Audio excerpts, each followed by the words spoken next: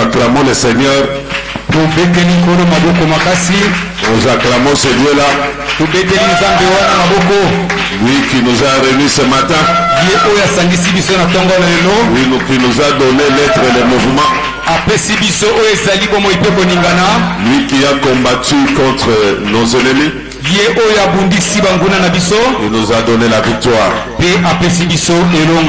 Il nous a portés sur ses ailes. Depuis le 1er janvier jusqu'au jour d'aujourd'hui. C'est un aigle d'amour. Un aigle d'amour. D'ailleurs, pour nous, nous étions arrivés déjà au mois de décembre avant d'y arriver. C'est ce qu'il a dit à Israël. Est-ce que vous avez vu comment je vous ai porté sur les ailes de l'aigle pour vous amener en Canaan? Selon les Égyptiens, Israël marchait à pied. Mais selon Dieu, il était sur les ailes de l'aigle. Selon le monde, on nous voit marcher à pied. Mais selon Dieu, nous sommes sur ses ailes. Depuis le 1er janvier jusqu'au jour d'aujourd'hui, il a été pour nous un Ebenezer. Il nous a soutenus. Il est merveilleux notre Dieu. Lévitique chapitre 21 verset 17.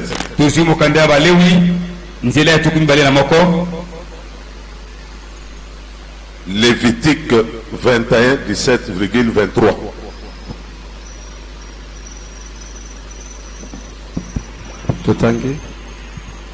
Parle à Aaron et dit: Loba na alonape loba.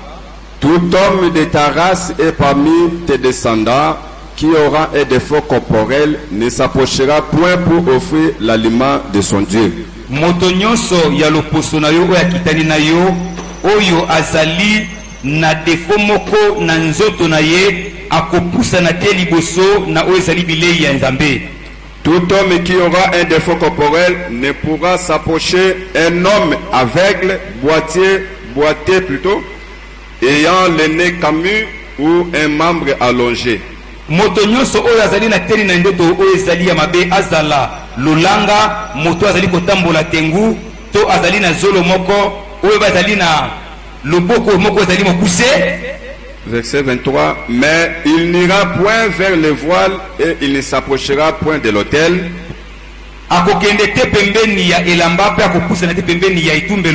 Car il a un défaut corporel, il ne profanera point mes sanctuaires, car je suis l'Éternel qui les sanctifie. Pambate azali na teni moko ya ndoto zali mabe, pambate ye akoyeba kolakela mabe, oyo ezali tempelo, pambate ngai Yawe nazali mosantu. Exode chapitre 19 verset 11 à 13. Exode 19 11 à 13. Mokanda edimelo nzela ya zomi na libwa, nzela ya mokia zomi na moko. Qu'il soit prêt pour le 3e jour. Babongisama pona mokolo ya misato. Car le 3e jour, l'Éternel descendra aux yeux de tous les peuples sur la montagne de Sinaï. Pambate na mokolo ya misato Yawe akokita miso nyonso libota ekemona ye na ngomba ya Sinaï. Tu fixeras au peuple les limites tout autour et tu diras: Okoyeba kotia bandelo po libota epusa na te pokoloba. Gardez-vous de monter sur la montagne ou d'en toucher les bords. Quiconque touchera la montagne sera puni de mort. Bomikebisa na kopusana na ngomba to na kosimba yango pambate oyo nyonso akosimba ngomba ya koza etumbu ya liwa. On ne mettra pas la main sur lui, mais on le lapidera ou on le percera de flèches. Bakoyeba kosimba yete me bakobamba ye mabanga to bakoyeba kobete ego ezali makula. Animal ou homme, il ne vivra point. Azala nyama to moto akubika te. Quand la trompette sonnera, ils s'avanceront près de la montagne. Ok, que le Seigneur bénisse la lecture de sa parole. On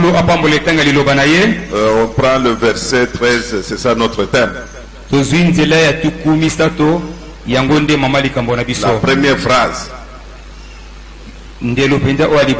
Exode chapitre 19, le verset 13 fait l'objet de notre thème de ce matin. On peut lire. On ne mettra pas la main sur lui, mais on le lapidera. 12. Tu fixeras au peuple des limites tout alentour. La première phrase du verset 12.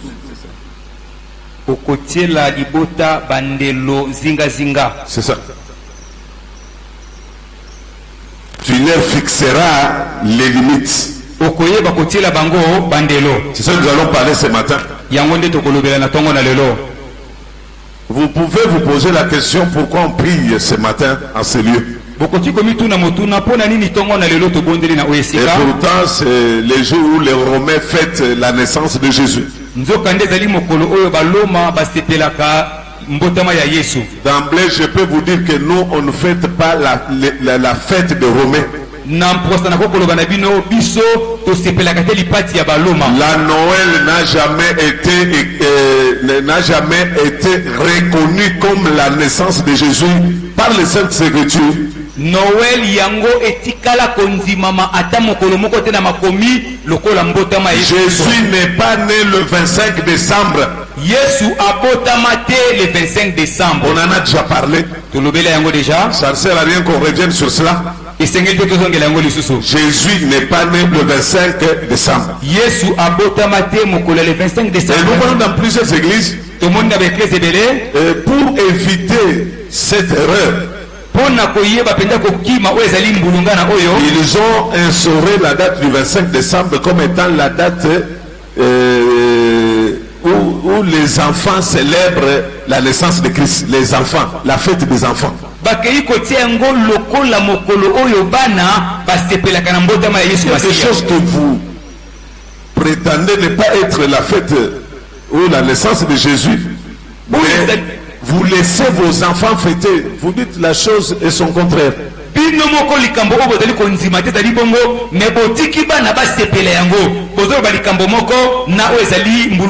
l'avons toujours dit ceci.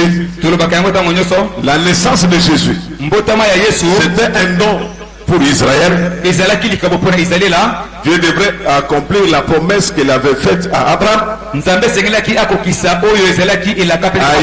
et à Jacob. Il devrait aussi accomplir la promesse qu'il avait faite à Adam et Ève en présence du serpent dans le jardin d'Éden. Dans le jardin d'Éden, il avait dit ceci: la postérité de la femme viendra. Ceci veut dire la femme devait mettre au monde sans la semence de l'homme. Concevoir sans la semence de l'homme. Et cela a été annoncé par l'ange Gabriel. Il a visité Marie. Il dit: tu deviendras enceinte.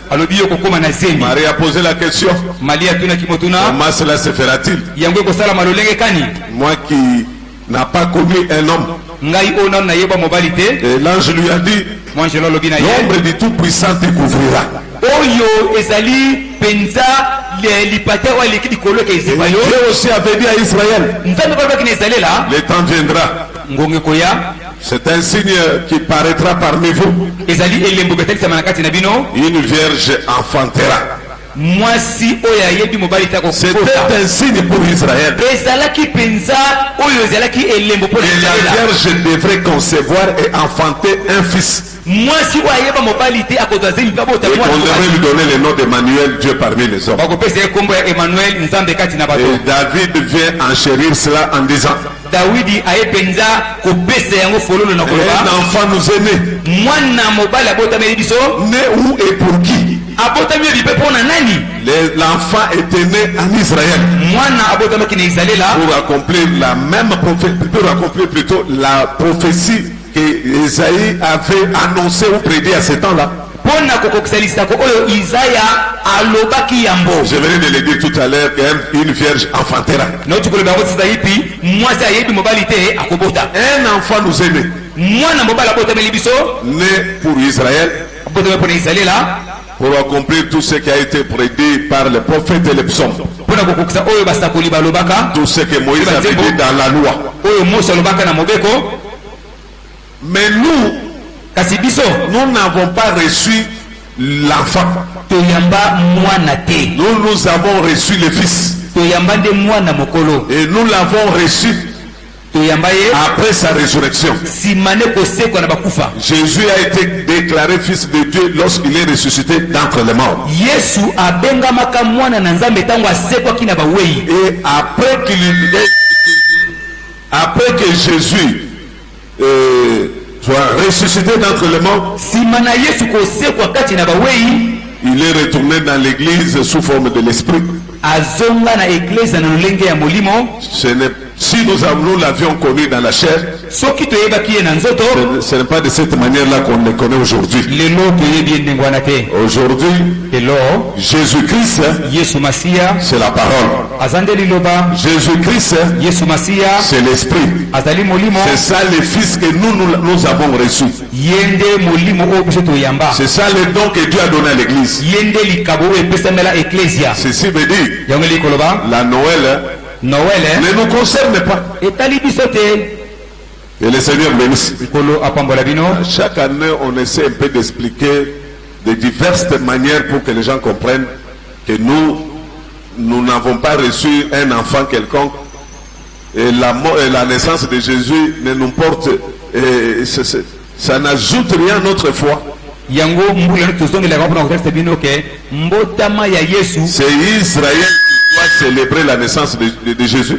ebakisaka eloko moko te na kontima na biso Israela nde esengeli esepela yango. Nous avons une seule fête. Biso tozala kaka na lipati moko. Et nous allons célébrer cette fête-là le 31 décembre. Mpe tokoyeba kosepela yango le 31 Dans quelques décembre jours, na mwa mikolo. nous allons commémorer la mémoire de Christ, Tokoyeba kokanisa oyo ezali likanisa Yesu Masiya. sa mort et sa résurrection. Kufa mpe lisekwa na ye. C'est ça la fête des chrétiens. Yango nde lipati ya Tout bakristo. le reste, Oyo nyonso etikali vous pouvez laisser ça chez les Romains. otikela yango baloma. Que le Seigneur bénisse. Kolo apambola bino. Nous continuons avec notre prière. Tozali kokoba na losambo na biso. J'ai posé la question, ou bien je disais ceci dès le début. Na tuna kwa tuna tena ndeko baboyi. D'aucuns peuvent se poser des questions pourquoi on prie aujourd'hui. Babutu kwa tuna motuna ponto ko bondela lelo. D'abord, c'est notre jour de culte. Ezali mokolo na biso losambo. Nous prions ici chaque vendredi le soir. To bondela ka a mokolo na mitano na pokwa. Et ça fait aussi un bon bout de temps où nous sommes en train de prier. On a un programme de prière qui va jusqu'au les 31. Esali mwa tango oto na mabondeli ozali ko kende kino na Comme mokolo 31. c'est un jour chômé, Lokolo ezali mokolo on a pensé pouvoir organiser le culte ce matin pour vous permettre de retourner à la maison, vous préparer pour le culte du dimanche. yango tosepelaki totia mayangani na tongo po bozonga bobonga mapona mayangani mokolo Si yeka. on vous pose la question pourquoi vous avez prié aujourd'hui, Soki batuna motuna pona no bondelaki lelo dites-leur loba na bango que c'est notre jour du culte. ezalaka mokolo na biso ya Nous mabondeli. prions chaque vendredi, tobondelaka mokolo nyonso ya mitano le soir. na pokwa. Comme c'est férié, Lokolo ezali mokolo ya on a kofanda préféré prier le matin. tosepeli tobondela na Je pense tongo. que nous sommes d'accord. toyokani Que le Seigneur bénisse. kolo apambola bino. Nous continuons avec notre série de prières. teli kokoba na losambo na biso. Tu leur fixeras les limites. okotiela bango bandelo. Israël est sorti de l'Égypte. izalela ebimi na Ejipito. Dieu leur avait dit, nzambe alobaki na bango après votre délivrance, nsima na kokangolama na bino vous viendrez sur cette montagne. bokoya na ngomba oyo. La montagne où Dieu avait rencontré Moïse. ngomba oyo nzambe akutanaki na Moshe. On peut l'appeler la montagne de Sinaï, tout comme aussi la montagne d'Oreb. bakoki kobenga yango ngomba ya Sinaï to ngomba ya Oreb. Il avait dit à Moïse, alobaki na Moshe, tu amèneras le peuple sur cette montagne. okomima libota na ngomba oyo. Et ici, Pe awa vous allez me servir. bokosalela ngai. Moïse a mené Israël à la montagne. Je ne vais pas aller par le terre parce qu'il faut comprendre. Moshe amemaki libota na ngomba dali kokende pende na molai te. Ils sont sortis de l'Égypte. babimi na Egypte. Ils sont allés jusqu'à la montagne de Sinaï. bakei kino na ngomba ya Sinaï. La montagne de Sinaï, ngomba ya Sinaï c'était le trône de Dieu. ezalaki ngwende ya Nzambe. C'est là où Dieu descendait bisika Nzambe bande kokita pour parler avec Moïse. mpona kosolola na Moshe. C'est là où Dieu a donné à Moïse les instructions. kuna nde apesaki ye bamiango. C'est là où est sortie la loi et les ordonnances. kuna nde mibeko na bamiango ebimaki. Il y avait que Moïse qui avait l'habitude d'y aller. bobele Moshe azalaki na momekisa na kokende. Causait avec Dieu.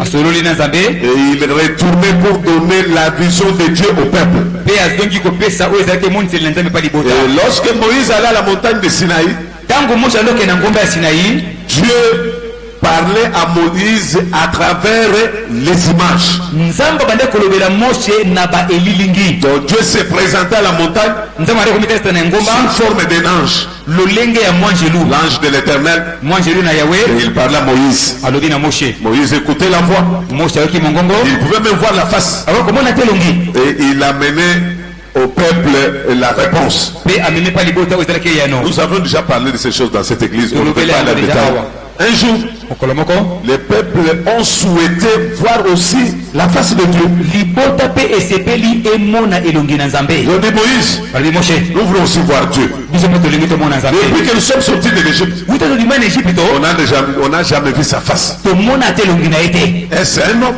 azalaka moto Il est comment? azalaka ndongo ndenge Il a nini? quelle face? azalaka na elonga ndenge Et nini? Moïse ne pouvait pas aussi décrire la face de Dieu au peuple. mpe Moshe azalaki makoki ya koyeba kolimbolela bango elongi na Nzambe. Il a dit au peuple, alobi na libota attendez, bosela comme vous voulez voir ce Dieu-là, loluka bali komona Nzambe wana je vais prendre un rendez-vous nakoyeba kokende kozwa rendez-vous pour vous mpo na bino et vous allez voir Dieu. mpe bokomona Nzambe. Vous connaissez l'histoire, je ne vous ai pas de oyebi détails. lisolo toleki yango. Et ce n'est même ni enseignement ni quoi que ça, c'est seulement une petite exhortation pour que nous puissions bien prier. eza mpe lelakisi ezali kaka mwa exhortation. Et Moïse est allé à la montagne, Moshe ake na ngomba il a parlé avec Dieu, asololi na Nzambe il a fait voir à Dieu ce qui était les désirs du peuple. atalisi Nzambe oyo ezalaki posa ya libota. Et il a dit, ok, ils veulent me voir, Nzambe alobi iyo bali bamona nga il n'y a pas de problème. likambo eza te Là, c'est normal. ezali mpenza Depuis qu'ils malamu. sont sortis de l'Égypte wuta badimi na Egypte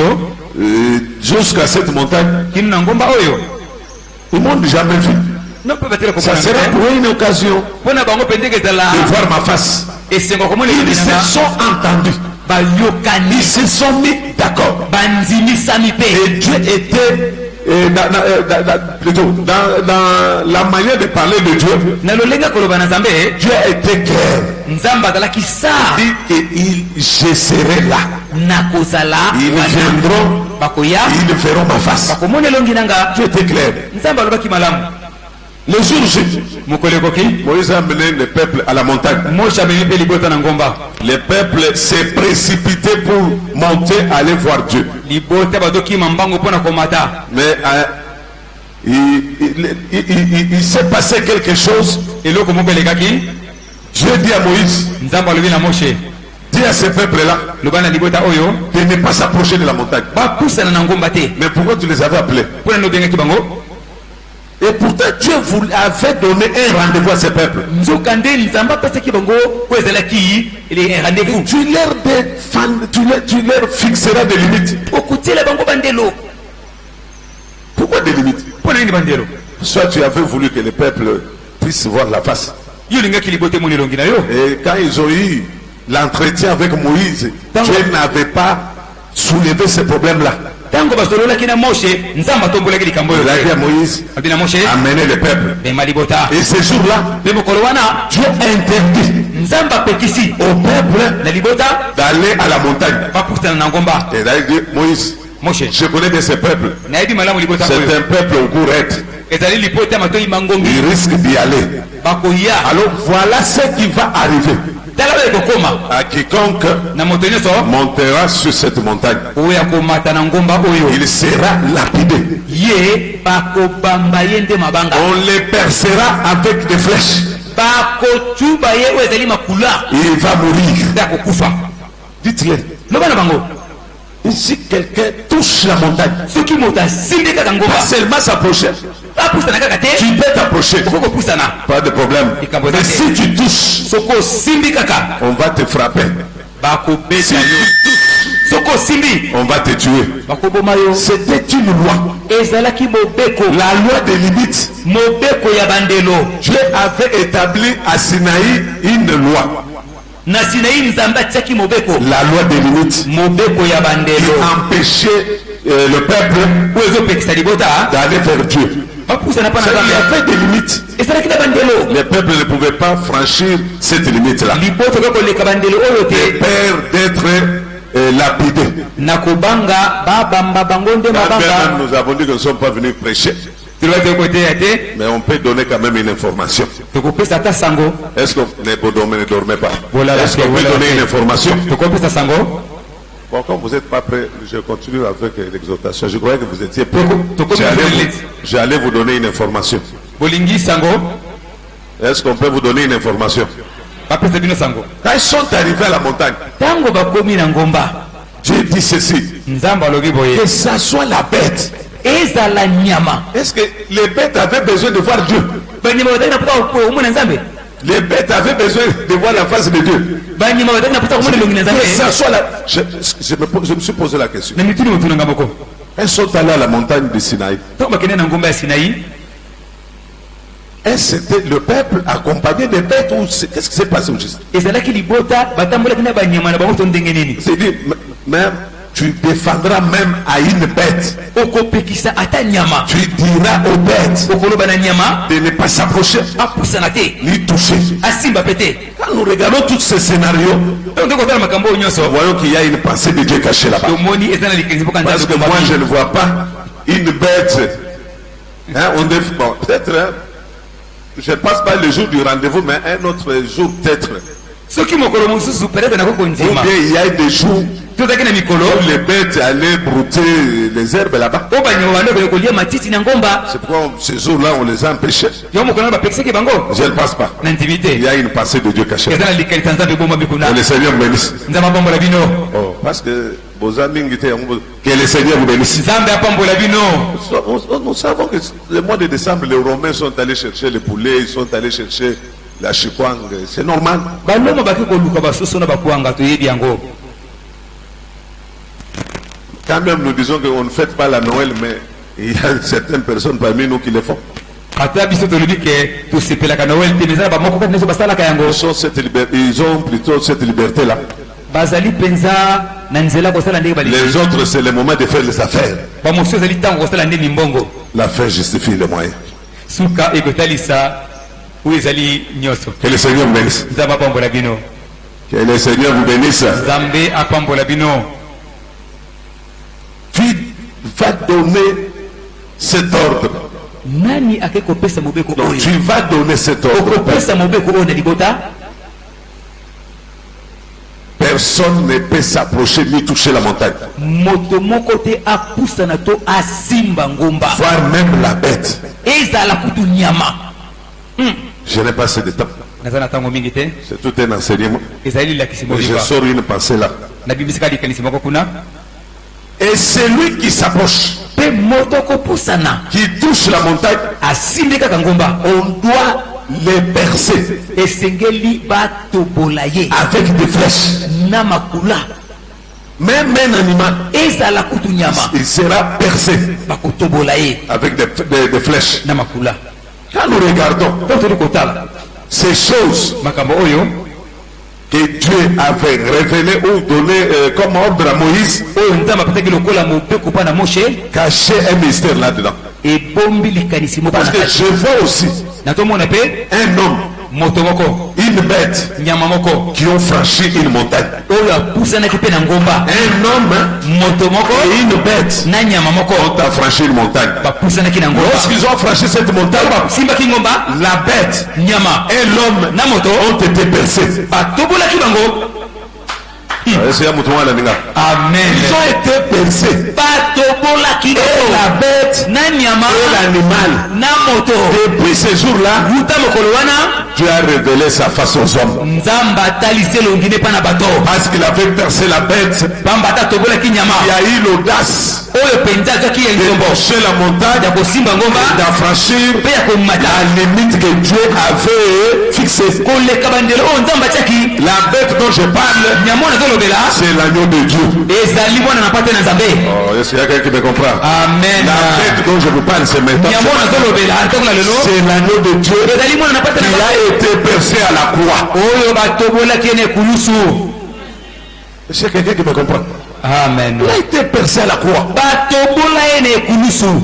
Et l'homme dont on parle, mpe moto ezali kolobela c'est toujours cet agneau-là, kaka ye nyama wana le fils de l'homme, mwana na moto Jésus-Christ. yesu masiya. Jésus-Christ, yesu masiya à la croix, na ekulusu il a été percé batobolaki ye pour que nous autres ici po ete biso oyo lelo puissions avoir l'accès tozwa ndingisa devant le trône de Dieu. ya komona ngonde na nzambe. C'est pourquoi il dit, yango aza koloba approchez-vous du trône de la grâce. bopusana na ngwende ya ngolu. Mais autrefois, ntango eleki on ne pouvait pas s'approcher devant ce trône. bako kopusana te liboso na ngomba Il y oyo avait des limites. ezalaki na bandelo. Mais depuis le jour où il a été percé, wuta mokolo batobola ye l'écrivain d'Hébreux nous dit ceci. mokomi ya ebe alobi Nous pouvons maintenant sasa hivi tokoki nous approcher kopusana avec assurance na ena devant ce trône de Dieu. liboso na ngwende oyo na nzambe. Parce que pamba te aujourd'hui, lelo Dieu a levé les limites. nzambe alongola bandelo.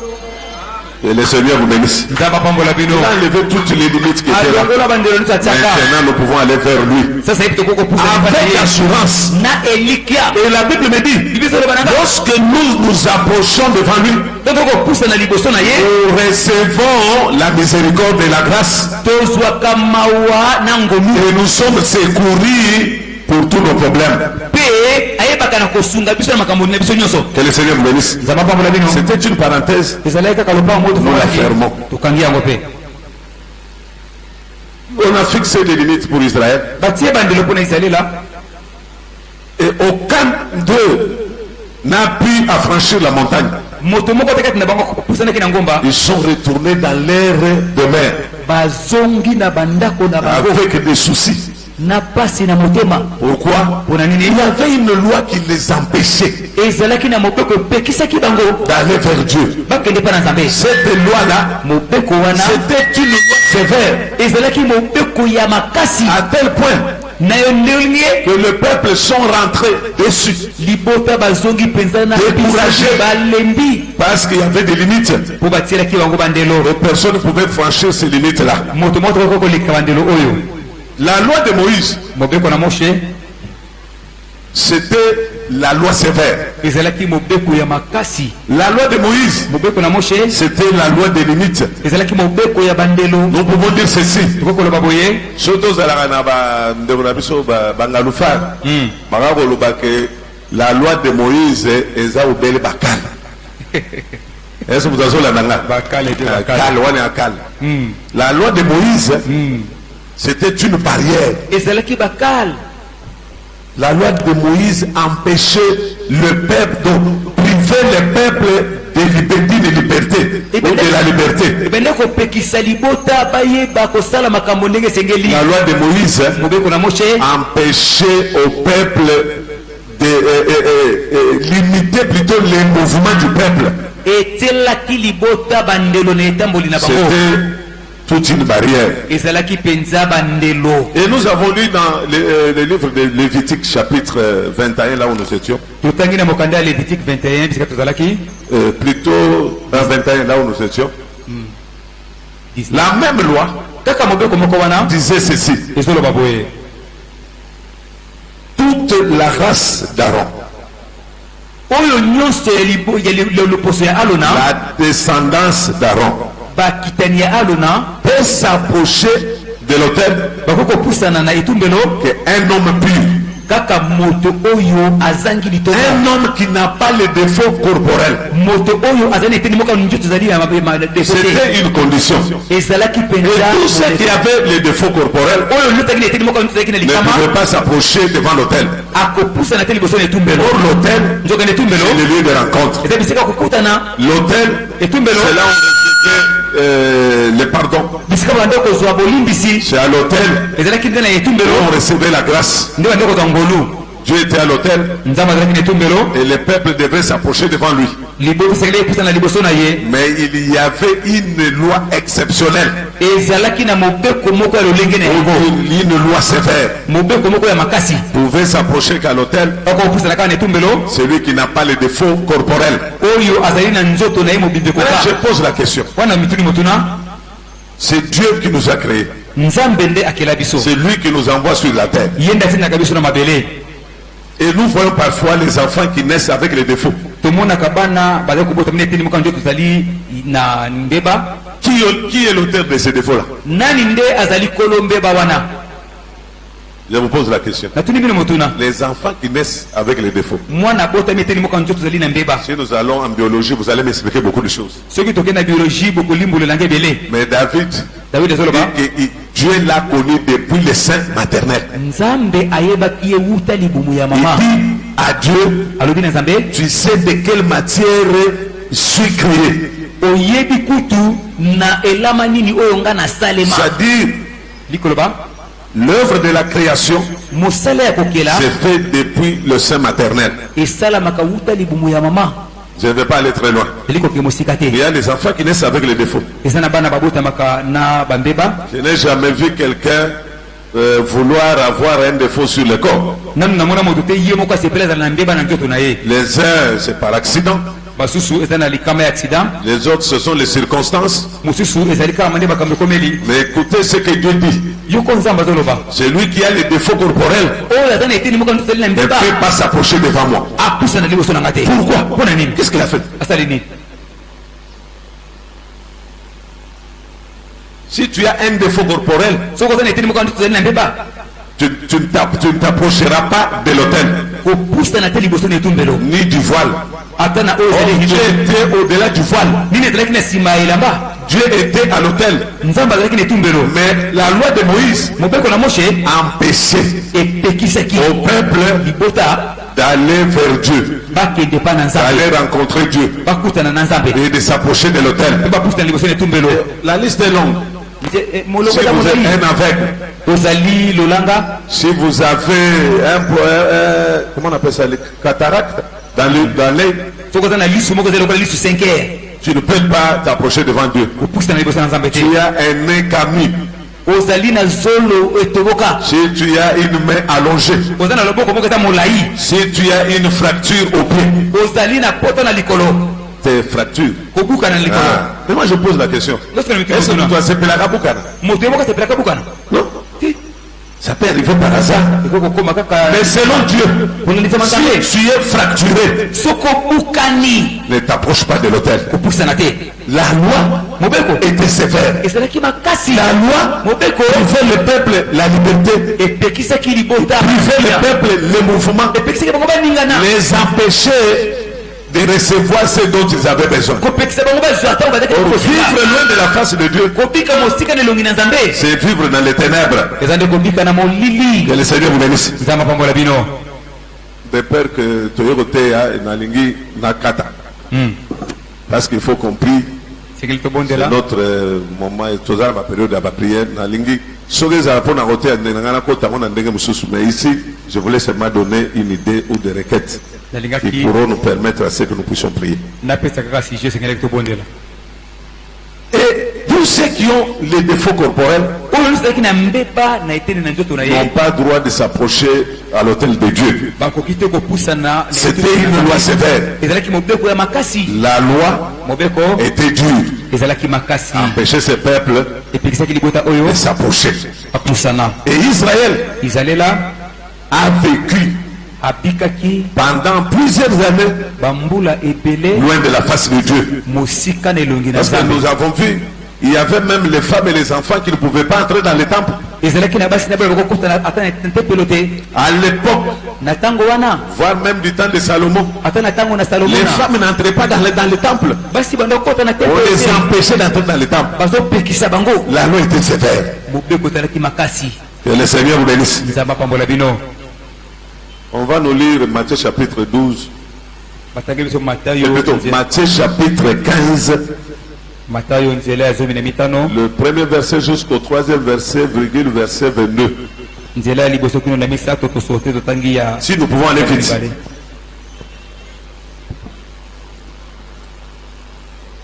Alors des pharisiens et des scribes vinrent de Jérusalem auprès de Jésus et dirent, bongo bafalisalo na bascribe na bayaki pa Yesu masiye na Yerusalem pe balobi. Donc vous pouvez laisser qu'il ait. Pourquoi tes disciples transgressent-ils la tradition des anciens? Ah, il parle de quoi?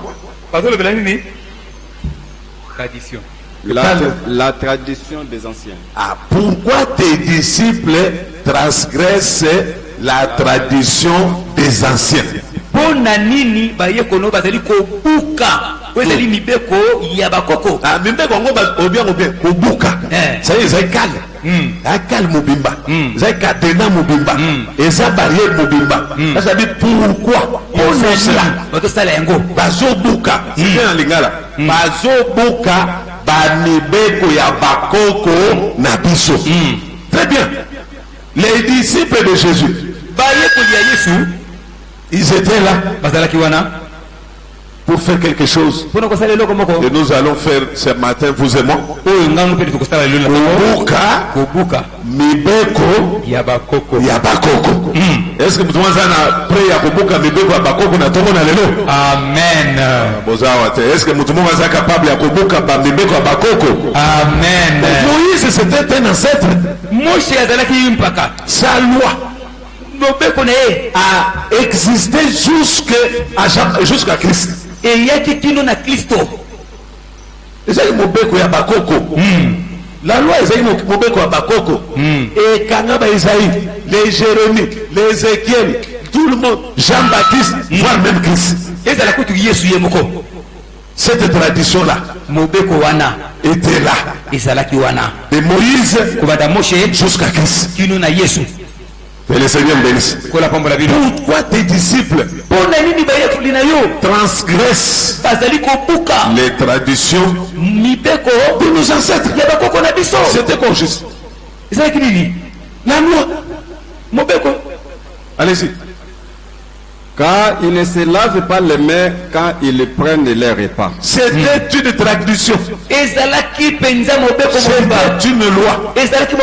On ne pouvait pas manger sans se laver les mains. C'était une tradition. Je me pose souvent la question. Qu'est-ce qui avait fait que les disciples puissent se laver sans manger sans se laver les mains? J'ai l'impression qu'ils ont vu ça chez Jésus. Jésus avait l'habitude de manger sans se laver les mains. C'est ce qu'il avait fait dans la maison de Marie. Il avait mangé sans se laver les mains.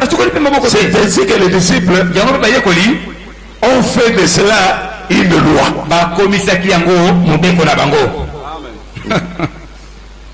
Ah là là, que le Seigneur vous bénisse. Amen. Bon, avance, papa. Il leur répondit, et vous, pourquoi transgressez-vous le commandement de Dieu au profit de votre tradition? Écoutez, bien aimé. Malheureusement, écoutez un peu cela. Yoka. Qui avait donné à Moïse la loi? Dieu. Alors, nous pouvons dire que la loi, c'était la loi de Dieu. C'est ça, non? Oui. Écoutez ce que Jésus dit. Il y a une guerre ici. Une guerre des lois. C'est ce qui a tué notre pays aujourd'hui. L'interprétation de la loi. La constitution. Chacun interprète de sa manière. Chacun tire les draps de son côté. Même article. Plusieurs interprétations. Même article. Plusieurs manières d'interpréter. Pourquoi vous transgressez aussi les commandements de Dieu? Mais la loi vient de Dieu. Les commandements viennent aussi de Dieu. Qui a transgressé quoi? Et le Seigneur bénisse. Malheureusement, je ne suis pas venu pour ça. Mais elle était moi bien. Amen. Malheureusement. Vous transgressez la loi. Et non, ils ont dit à Jésus, tes disciples transgressent la loi, la tradition. C'est-à-dire la loi de Moïse. Et Jésus leur dit, et vous aussi, vous transgressez les commandements de Dieu. Nous avons deux lois ici. Nous avons la loi de Moïse. Nous avons la loi de Christ. Sachez aussi que Christ a une loi. Et nous appelons la grâce. Ici, Jésus était en train d'interpréter la loi de Moïse. Il était dans les réformes. Une loi établie doit être annulée par une autre loi. C'est comme ça. La loi établie, elle persistera et peut faire plusieurs années, plusieurs siècles, et si longtemps il n'y a pas une nouvelle loi qui peut effacer la première loi. La première loi aura les effets sur le peuple. Et s'il se trouve un homme, un législateur reconnu, qui a la capacité d'annuler la première loi, à ce moment-là, la deuxième loi peut entrer en vigueur et délivrer le peuple de l'emprisonnement de la première loi.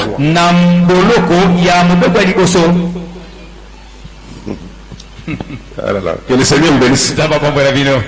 Bon, on n'est pas venu pour prêcher, c'était pour nous. Jésus parlait de la réforme. Mais eux étaient dans les statu quo.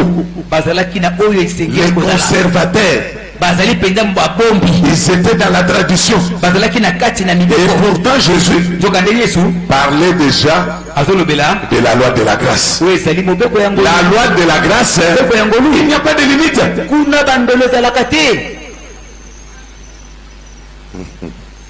Dans la loi de grâce, il n'y a pas de limite. La loi de la grâce nous a libérés de nos lois traditionnelles. La loi de la grâce nous a donné l'être et le mouvement. La loi de la grâce nous a affranchis des lois établies par les hommes. La loi de la grâce nous a affranchis des traditions des hommes. Il y a quelqu'un qui me comprend. Amen. Que le Seigneur vous bénisse. Bon, lis maintenant le verset 22 du même chapitre. Nous sommes dans le livre de Matthieu chapitre 15, mais cette fois-ci le verset 22. Et voici une femme cananéenne qui venait de ces contrées qui cria: aie pitié de moi, Seigneur, fils de David, ma fille est cruellement tourmentée par les démons.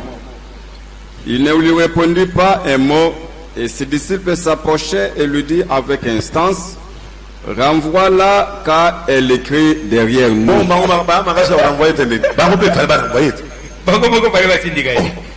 Mais mutuaso bozana maître na bino bazo ganga mais bino musana bino ils savent. Ah non, les disciples là, vrai disciple.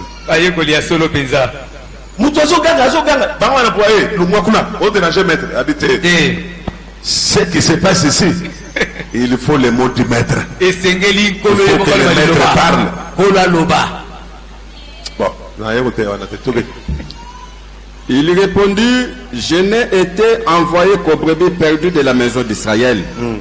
Mais elle vint se prosterner devant lui, disant, Seigneur, secours-moi. Il répondit, il n'est pas bien de prendre le pain des enfants et de les jeter aux petits chiens. Ah non, non, non, non. Je cherche les mots pour ne pas blasphémer. C'est-à-dire que c'était des propos durs. C'est trop dur même. La femme est venue se prosterner. Elle s'est agenouillée. D'abord, il y a une différence. La femme s'est prosternée. Se prosterner, ça va faire Kongumbama. Quand quelqu'un se prosterne, ça veut dire quoi? Ceci signifie quoi? Hein? Pardon? Le respect. Et tous les hommes aiment le respect. Mais Jésus nous a étonnés. La femme s'est prosternée. Fils de David, secours-moi. Qu'est-ce qu'il était venu? Il était venu faire quoi sur la terre? Le fils de David, il était venu faire quoi? N'est-ce pas pour secourir les hommes? Mais quelqu'un demande le secours. Et quelle a été la réponse?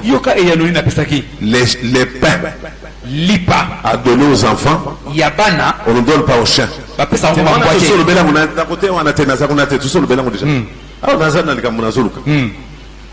Les pains à donner aux enfants, on ne peut pas donner aux chiens. D'abord, qu'est-ce qui s'est passé? La femme a demandé si Jésus pouvait guérir sa fille. Elle a insisté. Et la Bible nous dit, Jésus n'a dit un mot. Il a fait les sourds d'oreille. Et la femme n'a pas compris. Jésus a insisté, plutôt la femme a insisté. Secours-moi. Et donc avant d'arriver au secours, fais quelque chose pour ma fille. Et la Bible dit, Jésus a donné à la femme une réponse claire, mais la femme n'avait pas compris. Qu'est-ce que Jésus avait dit? J'ai été envoyé aux brebis perdues de la maison d'Israël. Ceci veut dire quoi? Là où je suis, je ne peux rien faire pour toi. Parce qu'il y a une tradition enseignée qui m'empêche de guérir ta fille. Qu'est-ce qui l'empêchait? La loi. La loi était là. On dit, j'ai été envoyé. Selon la loi, Jésus pouvait faire du bien aux enfants d'Israël. La loi limitait le mouvement de Jésus. La loi empêchait Jésus de guérir un étranger. Que le Seigneur bénisse. La loi l'empêchait. Je suis là. Bien sûr, ta fille est malade. Tes prières sont déjà parvenues à mes oreilles. Tes supplications sont là. Mais je ne peux rien faire. Parce que il y a une tradition qui m'empêche de faire quelque chose de bien pour toi. La loi avait fixé des limites que Jésus ne pouvait rien faire pour cette femme-là. Heureusement pour la femme, elle a utilisé quelque chose que Jésus n'avait pas trouvé en Israël. Et c'est cela qui a poussé à Jésus de guérir sa fille. C'était la foi. La foi était un pont yango penza permettait Jésus de quitter Israël, aller chez les nations et retourner en Israël. epesaki yesu masiya nzela alongo na isalela akende pa bikolo mpe azonga na isalela. C'est besoin de raison, comme tu vas être au théâtre, on se la tout bon. Que le Seigneur bénisse. La foi est un pont. Je suis dans la maison de Jacob. Ce que vous me demandez, c'est très fort. Il y a la tradition qui m'empêche. Mais la femme a établi un pont. Jésus devait marcher sur ces ponts-là, aller vers la femme, tirer sa fille, et retourner sur le même pont dans la maison d'Israël, dans la maison de Jacob. Et ces ponts-là, c'était la foi. Mais la tradition l'empêchait de guérir quelqu'un. Que le Seigneur vous bénisse.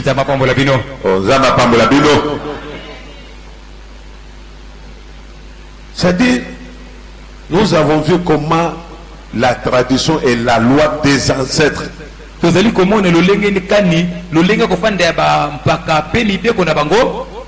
fait pleurer le peuple de Dieu et l'Israël.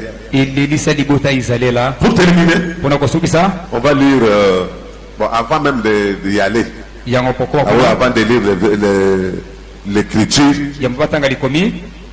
nous avons vu, comme nous l'avons dit tout à l'heure, qu'il y a une bête qui a franchi les limites, qui est allé à la montagne, qui a été percé. Après qu'il ait été percé, il a enlevé les limites. C'est ce qui est écrit dans Colossiens chapitre 2 verset 14. On nous lit. Colossiens 2 18. Colossiens chapitre 2 verset 14. On va terminer, on va prier, on rentre. Colossiens 2 14. Il a effacé l'acte dont les ordonnances nous condamnaient et qui subsistait contre nous. Qui? Nani? L'animal qui a été percé. L'homme qui a été percé.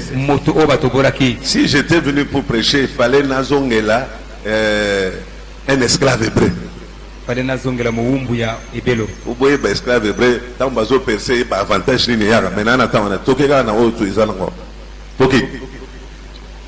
il a effacé l'acte dont les ordonnances nous condamnaient et qui subsistait contre nous. Ces ordonnances faisaient quoi? Nous condamner. Ça nous condamnait. Et puis, elle subsistait. Subsistait veut dire quoi? Subsistait. Et oumeli. Et télémi pézoumela. Jésus a effacé cela. Je voulais ce matin que tu comprennes une chose. La loi des limites ont été déjà effacées. La loi des limites ont été déjà annulées. Les ordonnances qui contenaient toutes ces lois-là ont été déchirées. Alors aujourd'hui, nous avons la loi des libertés. Dans la loi de liberté, tu peux faire les choses que ton père ne faisait pas. Dans la loi de liberté, tu peux faire les choses que tes ancêtres n'ont jamais fait. Dans la loi de liberté, tu peux aller où ils n'ont jamais été. Dans la loi de liberté, tu peux atteindre ceux qui n'ont jamais atteint. Et je crois que avec Dieu, nous sommes capables de faire de grandes choses. Avec Dieu, nous sommes appelés à aller très loin. Avec Dieu, nous devons changer l'histoire de nos familles. Avec Dieu, nous allons tracer de nouvelles routes. Avec Dieu, nous allons écrire une autre histoire dans la famille. Avec Dieu, on parlera de nous plus que ce qu'on a parlé de nos pères. Parce que Jésus-Christ a effacé l'acte dont les ordonnances nous condamnaient, qui a subsisté pendant des siècles.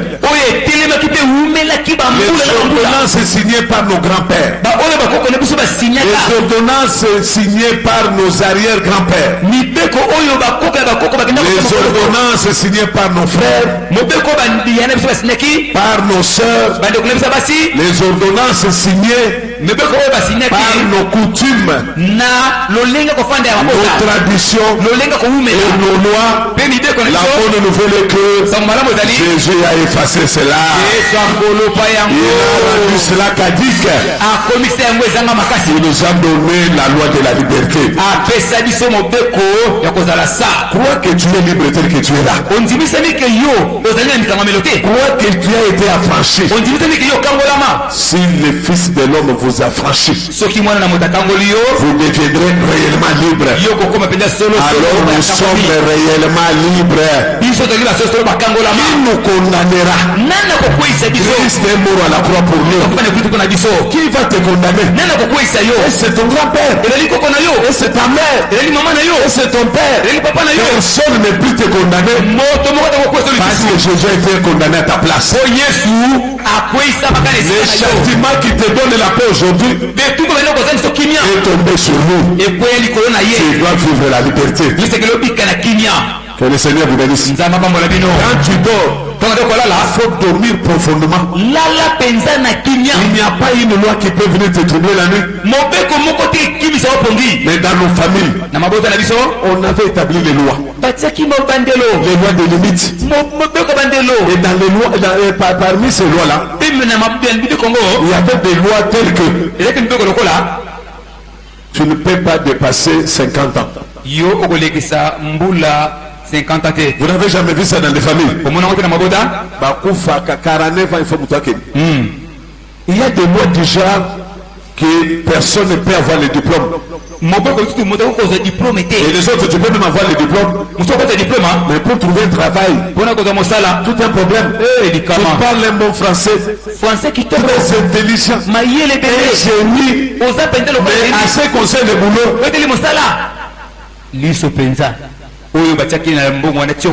tu peux parler, tu frappes des portes, tu fais tout, tu fais les tests. Non, ça c'est vraiment bon. Non, c'est celui dont tu cherches. Et après, on t'oublie. Je connais un monsieur là, il avait terminé la liste, c'est l'ami d'un de mes beaux-frères. Quand il allait faire les tests, il distinguait. Il distinguait. Mais on ne le prenait pas. On ne l'engageait pas. Oh, c'était l'homme providentiel. Un candidat potentiel. Malgré les points qu'il faisait. Mais on ne l'engageait pas. Il y a une loi là-bas. Il y a des lois dans des familles établies. Vous pouvez être des belles filles, des très jolies filles. Tout ça. Mais tout un problème. Des jolies filles. Mais au moins,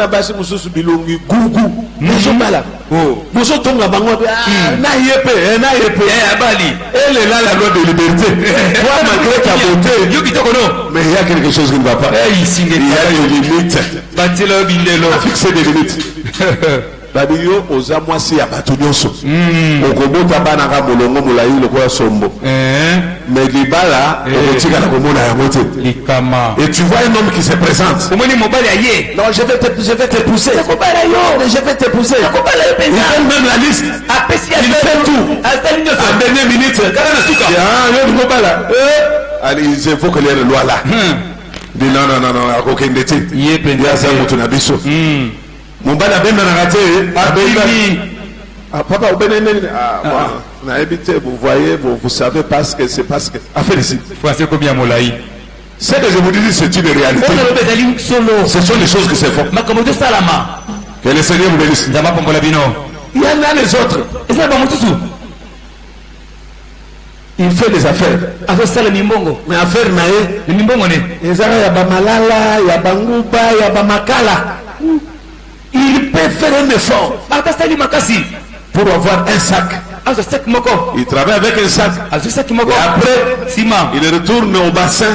Les bassins, les cantines, ainsi de suite.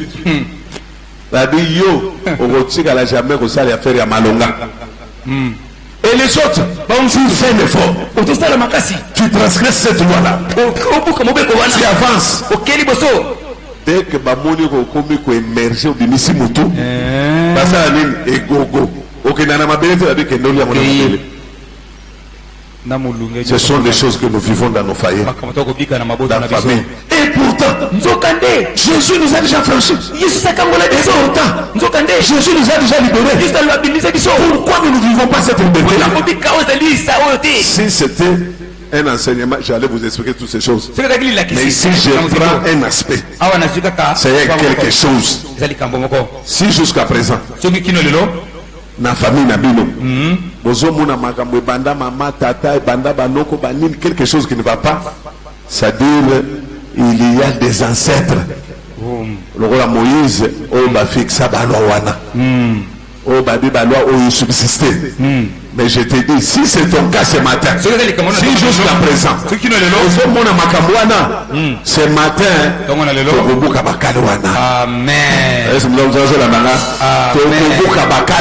Amen. il faut bala, il faut bota, il faut sala, il faut parce que tu es en Christ. Amen. En Christ, nous avons la loi de liberté. En Christ, nous avons la loi de mouvement. En Christ, nous avons la loi de la grâce. Amen. Que le Seigneur vous bénisse. Amen. Maintenant, on va faire quelque chose. Le Nombre chapitre 27. Nombre 27. Vous connaissez cette histoire? C'est ce qui va nous permettre au bon de là. Au bête aux autres, c'est ça qu'il s'est à 14h, c'est ça comme nous sommes dit. Nombre chapitre 27, premier verset, jusqu'au verset 4.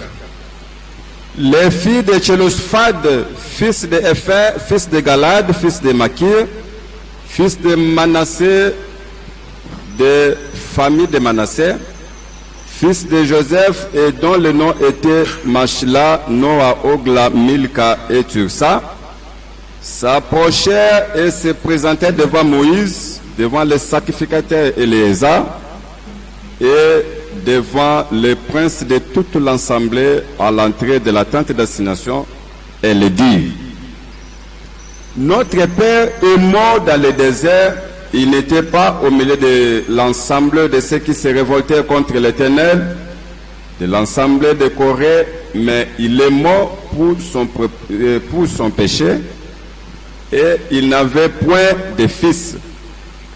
Pourquoi le nom de notre père serait-il retranché du milieu de sa famille? Parce qu'il n'avait point eu de fils. Donne-nous une possession parmi les frères de notre père. Moïse porta la cause devant l'Éternel. Et l'Éternel dit à Moïse: les filles de Tchélophad ont raison. Vraiment. Tu leur donneras en héritage une possession parmi les frères de leur père. Vraiment. Et c'est à elles que tu feras passer l'héritage de leur père. Le verset 11. S'il n'y a point de frères de son père, vous donnerez son héritage au plus proche parent dans la famille, et c'est lui qui les possédera. Ce sera pour les enfants d'Israël une loi, Un droit et une loi. et un droit comme l'Éternel l'a ordonné à Moïse. Que le Seigneur vous bénisse. Nous avons des filles extraordinaires. Cette récit nous raconte ce qui s'est passé en Israël. En Israël, les filles n'avaient pas droit à l'héritage. L'héritage était l'apanage des hommes. Mais ces cinq filles ici, ils se sont rendus compte que leur père leur avait laissé l'héritage. Mais ils n'avaient pas un fils à qui léguer cet héritage. Dis, mais qu'est-ce que nous allons bénéficier? Nous n'avons pas un garçon. Nous sommes que des filles. Mais tout cet héritage, on va donner ça. Il y a une loi en Israël. Cette loi-là nous empêche de jouir de l'héritage de notre père. Qu'est-ce que nous allons faire? Soit vous vous inclinez devant la loi, vous perdez l'héritage, soit vous affranchissez la loi et vous obtenez l'héritage. Ils ont raisonné. Non. Bien sûr, il y a une loi. Nous savons que la loi est sévère. Mais l'héritage est là. Il nous faut cet héritage. C'est l'héritage de notre père. Nous ne pouvons pas laisser cet héritage nous échapper comme ça. Ils se sont dit, allons devant Moïse. Parce que c'est lui le législateur. Il le tranche. Ils sont allés, ils ont vu Moïse était dans la centre d'assignation. Il dit, maître, nous sommes là, nous avons un problème. D'emblée, nous savons que selon toi, Moïse, si nous te regardons, nous avons déjà la réponse. Mais nous voulons qu'il consulte Dieu pour nous.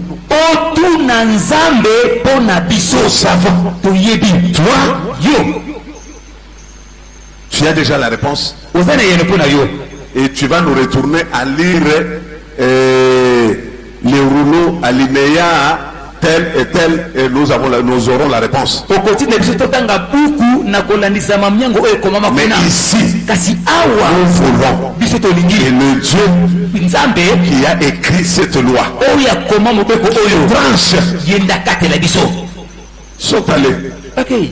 Ils ont dit, Moïse a dit, vous ne connaissez pas la loi? Oui, nous connaissons la loi. La loi dit ceci. Les filles ne peuvent pas hériter.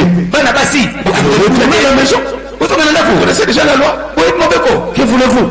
Non, consulte Dieu. Il faut que l'histoire soit écrite. Que l'histoire soit écrite en Israël. Va consulter Dieu. Oui, c'est sérieux. Il est allé. Seigneur, voici ce que ces filles réclament comme droit. Leur père est mort. Mais toi, tu m'avais dit de leur dire que les filles n'héritent pas. Mais qu'est-ce que je vais faire? Il dit oui. Ainsi dit l'Éternel. D'abord, je ne peux pas dire ainsi dit l'Éternel. En vérité, je te dis, obéis aux demandes de ces 5 filles ici. Moïse pouvait dire à Dieu, mais c'est toi qui m'avais donné la loi. C'est toi qui avais interdit. Oui, le même Dieu là. Il peut écrire, il peut aussi effacer. Parce que quand Dieu écrit, il écrit avec la gomme. Il peut aussi effacer. C'est Dieu là. Il peut donner, il peut retirer, il peut blesser, il peut guérir, il peut tuer, il peut aussi ressusciter. Il en a cette capacité là. Que le Seigneur vous bénisse. Ça va changer à père. Oche makelele, au lobby, au gang, au bamani, na mabele, tout ça, a changé position na non, on peut savoir le secret. Bon, nous sommes faible. Dieu est faible. Zambe ozomuna, à faible. Soga monika maya misu na yo. Avec mon fils, ma fille. Aya ko pangisa yango a position le kozala ko posa. Amen. Zamba linga komona maya misu ya mwana na été. Amen. Zambe ozomuna oyo. Il y a peu flatterie Zamba mutu ya matolo. Oh bato zawate. Zamba mutu ya matolo. Betaka ba matolo. On avait un professeur au campus. Na kufa na était mbwa kisokila. Il était 3 fois docteur. Et il nous donnait un cours là d'économie sociale ou quelque chose là. Prof Anna, biso na bakour na e, boebine to anozwa. Yo ozwa papier no examen. Okomele tritok. Yo leka bango. Yo zamunene 3 fois docteur. Bango baza batute. Ya Jimmy de Matonge. Mwana mama Thérèse. Yemo mtano besebiso bakomona yo. Mwana mama Thérèse. Tous on obi okomi biloko belé. On lobby, toi tu iras loin. Eh bonabo. Papa, on soit 20 sur 20. Na ebisi bino mwa ki shoki na zaki ndengwana. C'était un yanké là, pas prof moya ki yanké. Matolo. D'accord, lui il entre dans l'auditoire. À cause de l'auditoire boy. Abi biso yo stotele. Et puis nous allons rester debout pendant 30 minutes à auditer bino. Quand vos professeurs ici qui ont un seul diplôme de doctorat, quand ils vous donnent cours, vous êtes assis. Et même moi qui ai 3 fois docteur, allez mettez-vous debout. Donc, il y a un professeur il était sur ce conseil de Kassabou ou quelque chose là à l'époque. Mais flatterie, il n'y a pas mal. Bazo beta masola ba flatterie et il nous donnait des points. Amen. Je vous donne un secret. Oh. Zambe soki obete matolo. Obi ne ba beta nzambe matolo. Na pesa le secret. Obi ne ba pesa nzambe ba beta nzambe matolo. Na ndeni. Nani. Oh là là. Zambe zarate El Shaddai Elohim non ils appellent matolo mais moi on a devoir ils ont droit naï matolo ah Dieu des intérêts beta matolo sozo beta matolo na ba offrande de Zamba kanga moté maté ah je vous dis Dieu oh Zamba change ma décision cause on offrande amina ko ba batulu susute na ko ça vous savez pourquoi alobia ko ba mokili susute boy bien Alia kinyama hein. Nous on tombé là en fin d'année. Ba Salomon, ba zo ba mwanya nini. Ba tombé là bantaba milinge sali na zolo, et sali ozo se masuni. Abina wo sengite na pakeli. Zambe am to matolo. Amen. Betare matolo mona o changer. Mais moko baluka pe na mabele mais ko baluka na mabele ozala mutu azana lisumuté. Amen. Soza na lisumuté o baluki o leli maya miso bini soki nzamba ya loliote lo bazana bo moité. Amen. Yo mutu ayekobo mutu mabe oyo baluka o ba yebiso to baluka to lela ozolo te parce que Dieu n'exauce pas les pécheurs. Oh c'est ça non Dieu n'exauce pas un pécheur. C'est 5 filles ici. Ils ont changé la loi. La loi de Dieu. Ils ont eu l'héritage de leur père. Et pourtant il y avait la loi qui les empêchait. Et ils ont changé l'histoire. Et leur tribu. Et tout Israël. 5 filles. Non, j'ai dit ceci. Toi aussi, tu vas changer l'histoire de votre famille. Toi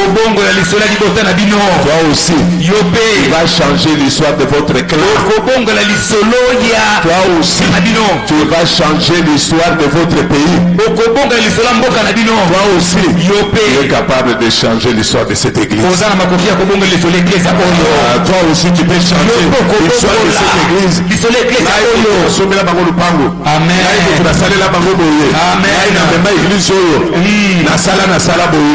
peux changer l'histoire de cette église. Amen. C'est quelqu'un qui me comprend. Ils ont changé l'histoire, la loi. Et tombé kadik. Et à la place, on a publié une autre loi magnifique et nouvelle. Ces filles-là, ils ont changé l'histoire. Et Dieu a publié une loi magnifique pour le peuple d'Israël. Toi aussi, à partir de toi, une nouvelle loi sera dite. Est-ce que quelqu'un qui me comprend? À partir de toi, Bakale Kokoya. Amen. À partir de toi, Mibeko Kokoya. Amen. À partir de toi, Makaboko changer. Amen. Mon Moïse, Namaï. C'était une loi. À cause de Moïse, la loi est tombée. Effacée par la fille de Pharaon. Yemei, Yakingakatite. Quand il était né, et l'autre a sorti la loi. Mais nous avons vu, à cause de Jésus, la loi d'Hérode est tombée. À cause de toi, la loi va tomber. Alors, je dis ceci, à cause de toi, les traditions tomberont. Tu vas piétiner les traditions comme les disciples de Jésus l'ont fait. Que le Seigneur vous bénisse. Alors, quand la loi tombe, qu'est-ce qui arrive? Ésaïe 54. Ésaïe 54.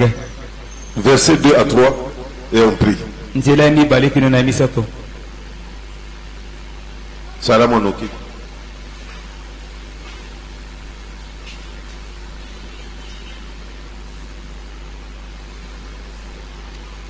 Ésaïe 54.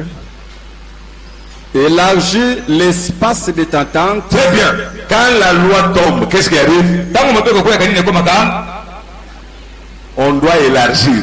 Mais pourquoi on doit élargir? Parce qu'il y avait des limites. Maintenant que la loi est tombée, on doit élargir l'espace. Oh là là. Yo ko fanda locataire. Oh, Tim Koloni. Hein? Yo ko tambula na makolo. Tim Koloni. Yo ko bela ka bomo wana. Je dis ceci. Comme la loi tombe, on doit élargir. On doit élargir la tente. C'est pourquoi s'il y avait les lois dans ce quartier contre cette église en 1220 en 2020, il y avait des lois établies par les hommes forts, les traditions, les coutumes de cette parcelle et ces quartiers.